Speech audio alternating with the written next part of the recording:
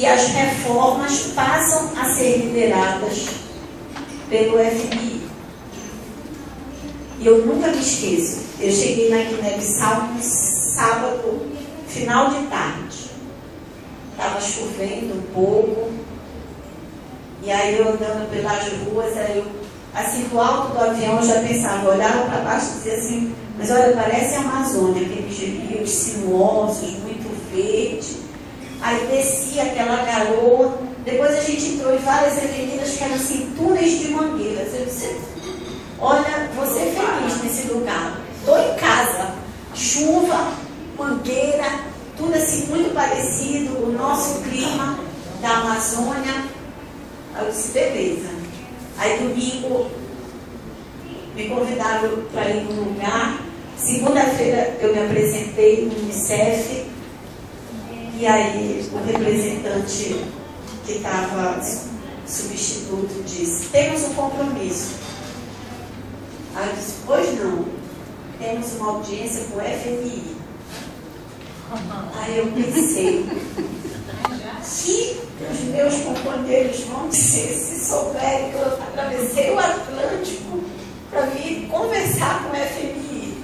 Sabe, todas aquelas manifestações, abaixo do FMI, tudo aquilo que a gente fez a vida inteira. Olha, eu fui. Eu não dava uma palavra, tentando me aceitar naquela mesa, discutindo com a representante do Banco Mundial. E aí ela falava, eu conseguia pensar. Gente, o FMI está matando a África, está liquidando. É um banco. A dívida aqui deve ser galopante. E eles falando e eu só assim mentalizando. Então, esse processo, ele vai ser vivido muito cedo nos anos 80. E aí o projeto educacional, ele vai sofrer também alteração. Então, aquele papel ideológico da educação, ele também vai sofrer uma ruptura.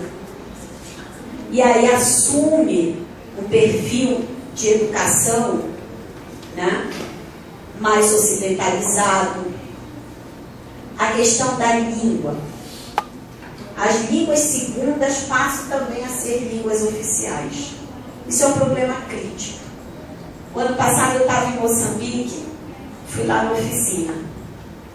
E a gente foi pela África do Sul, aí Maputo é muito no extremo sul, né, de Moçambique, ali nas margens do Oceano Índico. E aí na oficina eles diziam assim, o nosso desafio é alfabetizar 1 milhão de pessoas por ano. Aí eu pensava, é um desafio muito ousado, mas eu conheço um pouco Moçambique, é possível que seja realizado. Acabou a oficina, eu subi para o norte do país de avião, e depois eu desci 1000 quilômetros do centro do país, viajando. Fui para uma reunião com camponeses, na fronteira com Malawi, que é um país de colonização anglófona. Nenhum camponês falava português. Nenhum. O único que falava português era o presidente da associação. A reunião inteira foi traduzida. Aí eu pensava, como alfabetizar 1 milhão de pessoas falantes de incontáveis línguas? Eles falam mais de 20 línguas, mais de 20 dialetos. E a perspectiva é alfabetizar o português. Porque aí a língua passa a ser um processo de inclusão também num circuito internacionalizado, né? Num circuito globalizado que ascendeu, né, na reconfiguração do mundo dos anos 80 e dos anos 90. Tá? O Senegal, que é um país fronteira e que é motivo de muitas guerras, por exemplo, com a Guiné-Bissau, é um país francófono. Mas o Senegal está como observador na CPLP.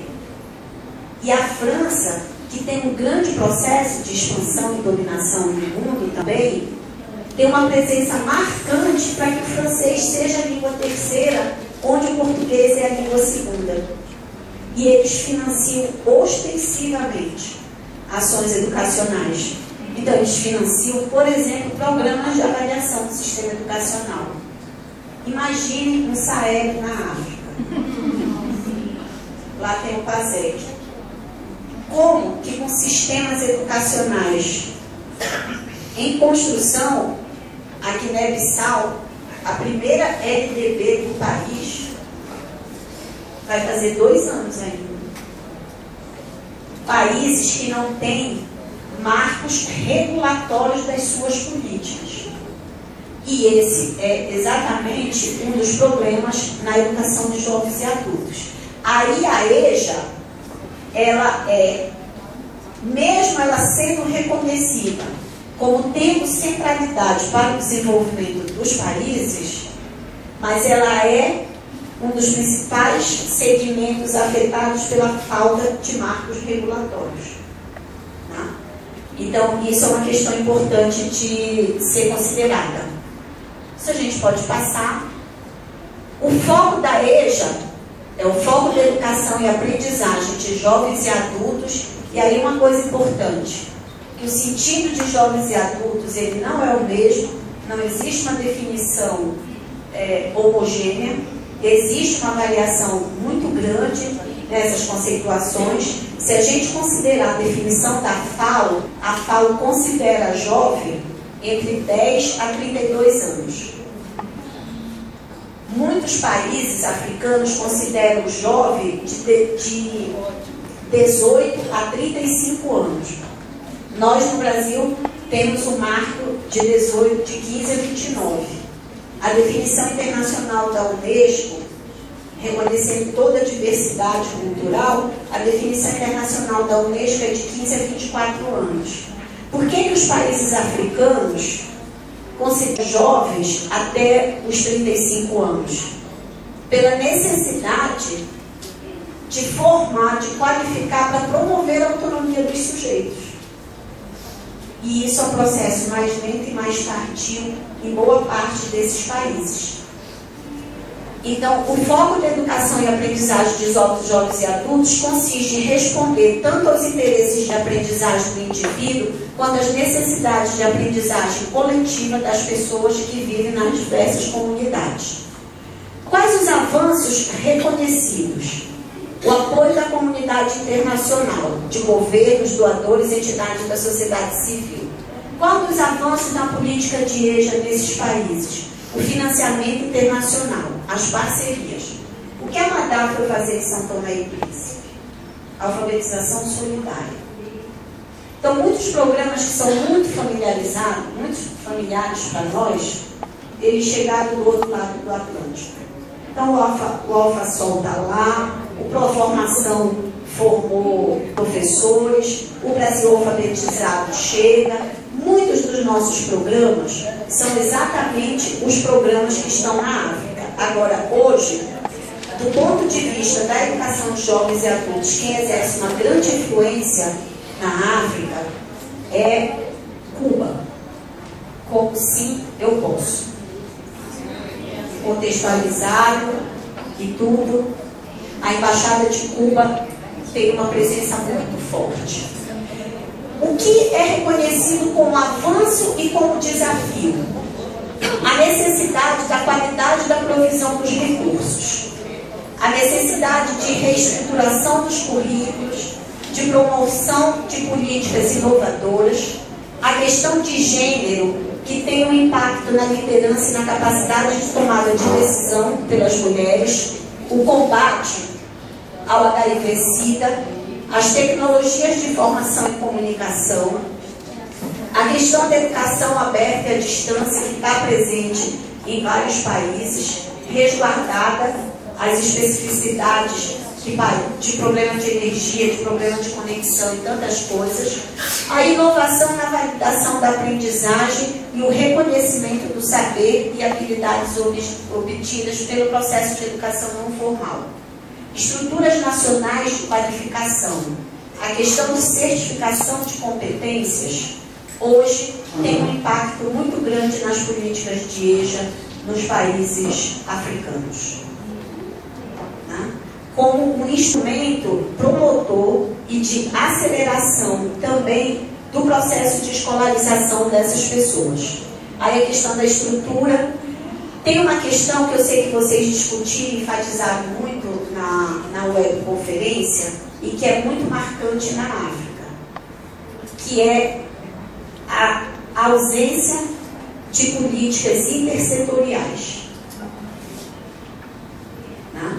Então, isso é muito marcante e reconhecido como um desafio. Um desafio. Isso é importante para nós na América Latina. Na América Latina, nós não temos também uma conceituação padronizada de educação de jovens e adultos. E isso é determinante para a gente não conseguir desenvolver uma base sólida de indicadores de EJA na América Latina. Isso também está dado na África. O que é educação formal, o que é educação não formal, o que é educação continuada.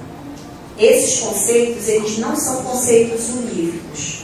E isso dificulta também tanto a intersetorialidade nas políticas, nos países e no continente, quanto dificulta redes de cooperação. O desafio do papel das universidades. As universidades são muito distantes dos sistemas. As parcerias que a gente tem no Brasil, isso está muito distante lá. Desafio de estruturas para políticas, legislação e financiamento. Poucos países dispõem de políticas inclusivas, legislação e planejamento focado em EJA.